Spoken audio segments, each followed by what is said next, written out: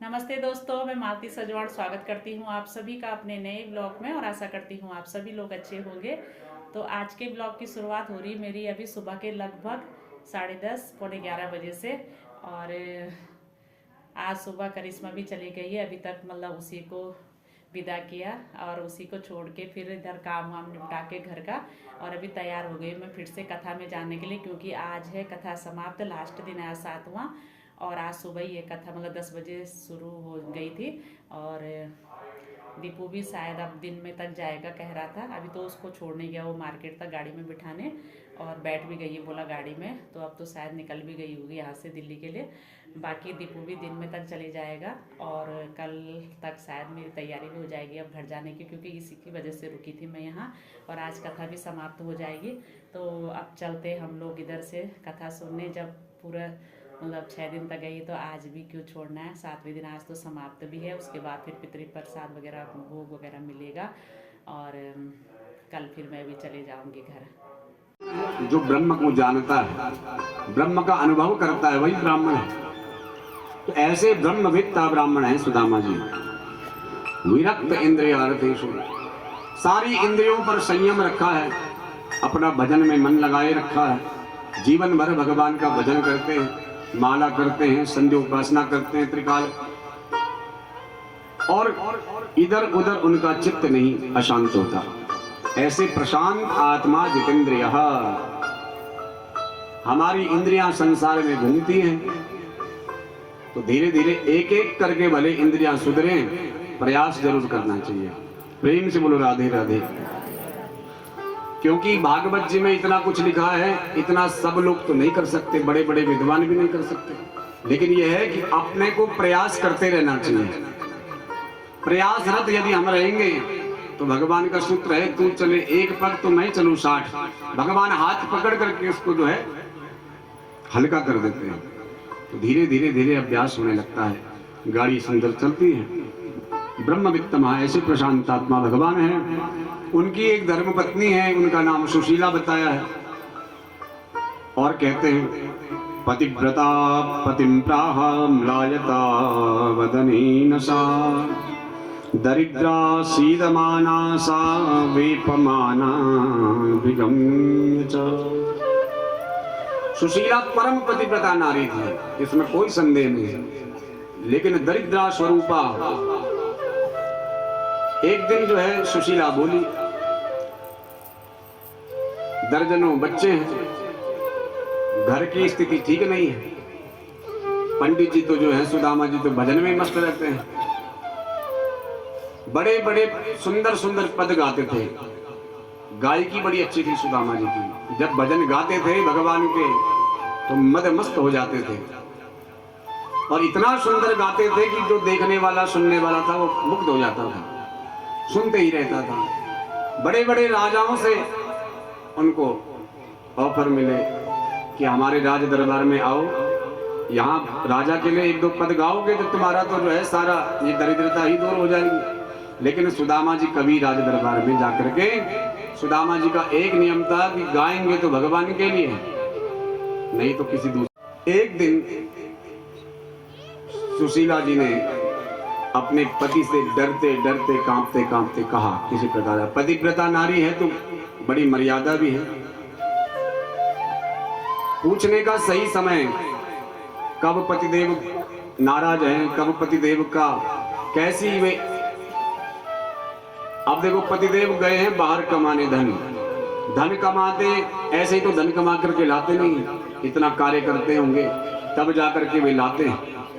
सारे कार्यों में व्यस्तता होने के कारण दिमाग में जो है चिंतित भी रहते हैं, कई अनेक प्रकार की चिंताएं रहती होंगी।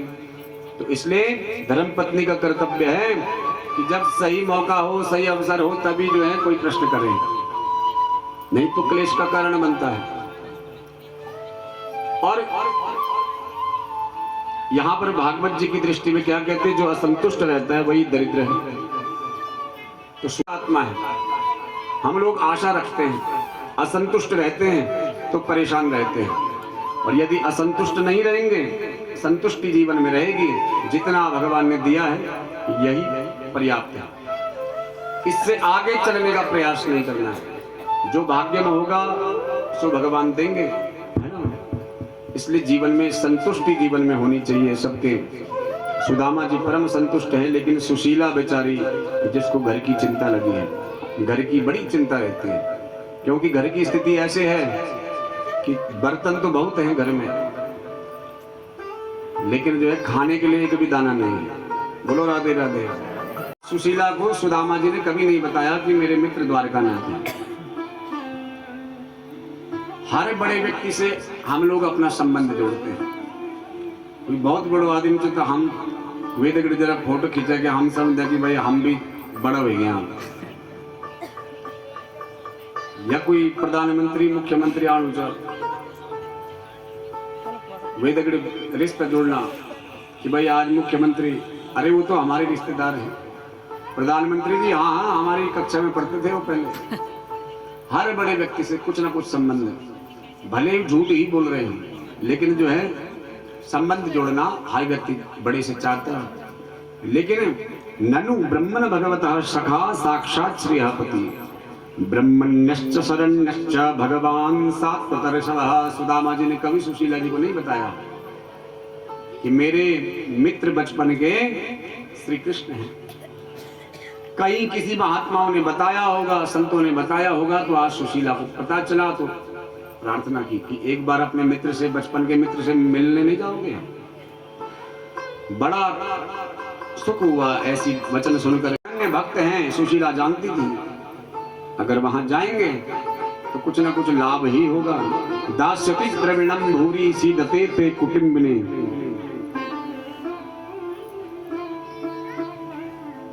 मांगने पर जब बात कही तो सुदामा जी विरोध किए, और जब मिलने की बात कही तो सुदामा जी प्रसन्न हो गए। सुदामा जी कहते हैं अपनी धर्मपत्नी जी से कि अपने मित्र के यहाँ तो हम जाएंगे, तैयार तो हो गए, लेकिन हमारे पास फूटी कोड़ी नहीं है, अपने खाने के लाले पड़े हैं। भिक्षा मांग करके तो हम भोजन करते हैं, नियम नहीं। ब्राह्मण सुदामा जी का नियम है, मात्र 4 घरों में ही भिक्षा मांगते हैं। मिल गया तो ठीक, नहीं मिला तो 4 घर की देहली पर खड़ा रहना है। जितना गाय को दूध दोते समय जितना टाइम लगता है, इतने क्षण मात्र के लिए ठहरना। घंटों तक देहली में नहीं बैठते। किसी दृश्य देखा तो सोच रही है किम अनेन कृतं पुण्यम अवधूतेन भिक्षुणा श्रियाहीनेन लोक। बहुत लंबी कथा हो जाएगी सुदामा जी की, 1 भी बज रही है। यहीं पर जो है अब सुदामा जी का भाव समझ जाएं आप, भगवान का भाव समझ जाएं। आगे तो बड़ी सुंदर सुंदर बातें करते हैं, बचपन की बातें करते हैं। तो अब संक्षिप्त में यहां से हम आगे ले चलेंगे। सुदामा जी कहने का मतलब, सुदामा जी की कथा में जो अनन्य भाव से भगवान का भजन करता है, भगवान उसके दुख दारिद्र्य को हर लेते हैं। जो सुदामा जी के इस पावन प्रसंग को सुनता है, भगवान उसको तीनों लोकों की संपदा प्रदान करते हैं। जब बातचीत हुई बचपन की, खूब ठहाका मार मार करके जो है रुक्मणी जी उनकी सेवा कर रही है, पंखा सेवा, और भगवान उनके चरण दबा रहे कमरे में ले जाकर। धन्य है ऐसे सुदामा जी जो लक्ष्मी और नारायण दोनों के दोनों उनकी सेवा में लगे हैं। किसके प्रताप से? भजन के प्रताप से। इसीलिए बड़े भाग्यमान सुतन पावा। ये भाग्य हमारा है कि हमें मनुष्य देह मिला है, तो खूब कीर्तन भजन भागवत कथा सदा सेव्या, सदा ही इसका सेवन करना चाहिए। आई थी, भगवान ने देखा कि यहाँ कुछ छुपा रखा है, हाथ बड़ी देर से ऐसा है, तो जबरदस्ती खींच करके भगवान दे इसलिए नहीं रहे थे क्योंकि संकोच किया भगवान के इस ऐश्वर्य को देख करके। इतना बड़ा व्यक्ति है कृष्ण, और मैं ये 4 जगह के फूटे टूटे चावल कैसे दूंगा, संकोच हो गया भगवान। तब जबरदस्ती ही खींच लिया भगवान ने, और 1 मुट्ठी खाई। 1 मुट्ठी जैसे खाई है तो कहते हैं स्वयं जहार किमत इति पृथक तंडुलान। 1 मुट्ठी खा करके भगवान ने 1 लोक की संपत्ति दान कर दी सुदामा जी को। बोलो भक्त वत्सल भगवान की जय हो। दूसरी पोटली खा रहे, दूसरी मुट्ठी खाने वाले थे, तब तक रुक्मणी जी आकर के हाथ पकड़ ली, भैया कच्चे चावल हैं स्वामी, पेट दर्द हो जाएगा।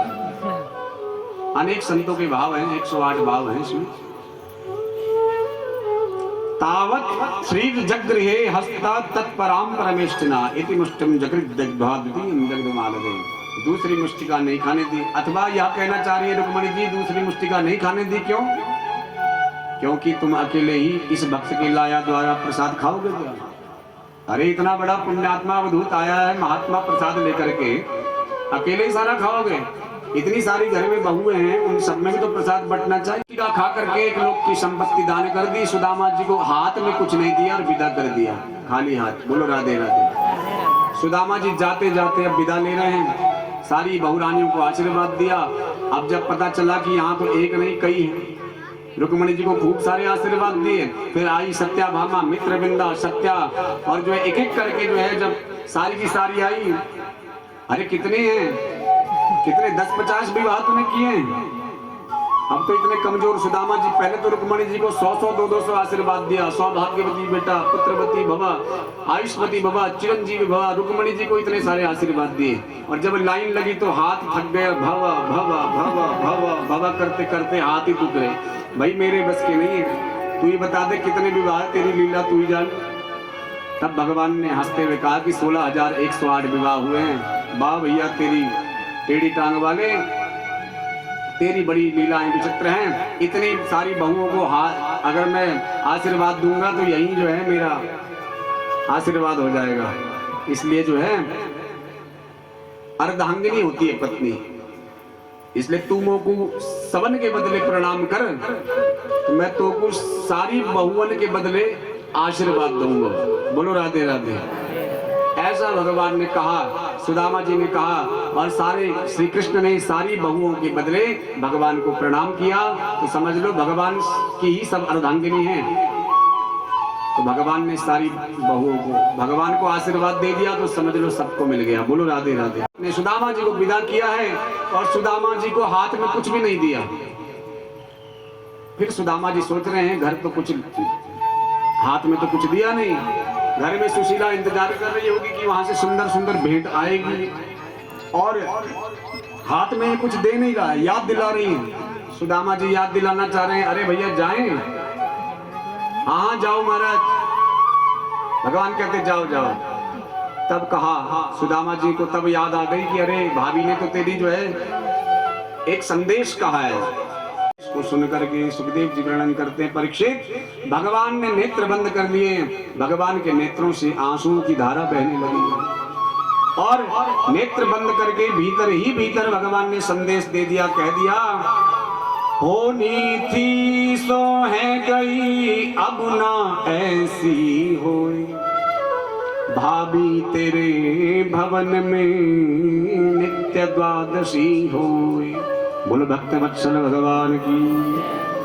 हाथ में कुछ नहीं दिया, लेकिन भीतर ही भीतर सब कुछ दे दिया। तो जो देता है, देने वाला ऐसा हो। आजकल तो जो है एक कंबल भी किसी को सड़क पर दिखा रहे तो 50 आदमी पीछे से फोटो खिंचवा लेते हैं कि भैया हमने ये दान किया है। बोलो राधे राधे। ऐसा जमाना चल रहा है, तो यही कलयुग है। इस युग धर्म से बचना हमको कैसा है, इस युग धर्म से बड़े बड़े लपेट चपेट में आ गए हैं। सिर्फ भगवान की कलौ केशव कीर्तनाथ, यही है भक्ति का सार, सारी कथा का सार यही है। इसलिए सुदामा जी जब घर पहुंचे, अपनी टूटी झोपड़ियां वहां पर नहीं देखी, वहां पर झोपड़ी नहीं मिली। बहुत सारा बड़ा भवन है, बहुत बड़ा भवन है, और बाहर पे 2 द्वारपाल देखे और वो कह रहे हैं सुदामा जी की जय, सुदामा जी की जय।